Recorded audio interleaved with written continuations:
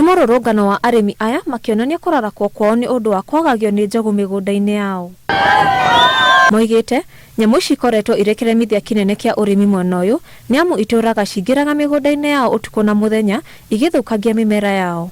Inakuwa inakula misitu na inakuja inakula hapa. Serikali anaelewa kwamba mwaka jana mbegu tulinunua kwa shilingi 900.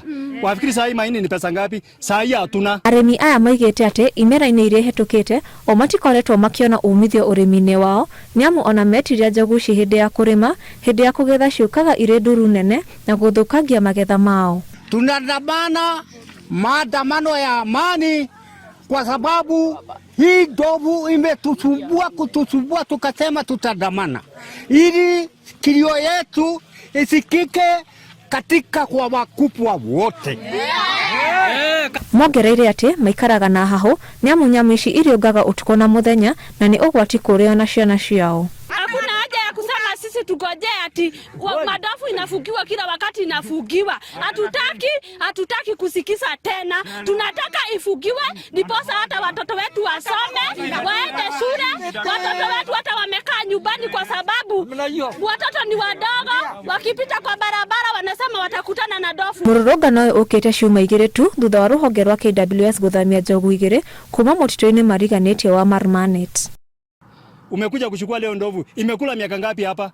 Ile imemaliza mashamba ndio unakuja kuchukua, faida kwetu ni gani? Ninamweleza president hivi. Ninaomba hivi. Kama anaona anaelewa sio ndovu ilimchagua, ni watu ndio ilimchagua. Anaweza kuwa ndovu ndio itamchagua wakati mwaka kesho. Ona kũrĩ ũguo munini wa commissioner wa gĩcigo gĩkĩ Bernard Odino oigĩte igeria rĩa thirikari gwaka rũgiri rũrũ nĩ rĩatũngirwo ũregani mũnene nĩ amwe a aikari aya na nĩkĩo mĩhang'o ĩno yarũgamire akĩranĩra atĩ ica ikuhĩ nĩ agũtabania mũcemanio wa anyiti itemi othe nĩguo gwetha ũrĩa rũgiri rũrũ rũgwakwo.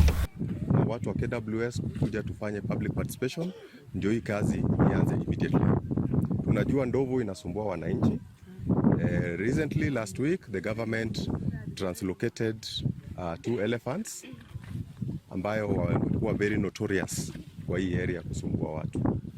Otherwise tunaomba wananchi wakuwe na subira kidogo tukifuatilia hii maneno na KWS ili hii fence ikuje iwekwe hapa. Iribotera Inooro TV, njĩtagwo Irimũ wa Njogu.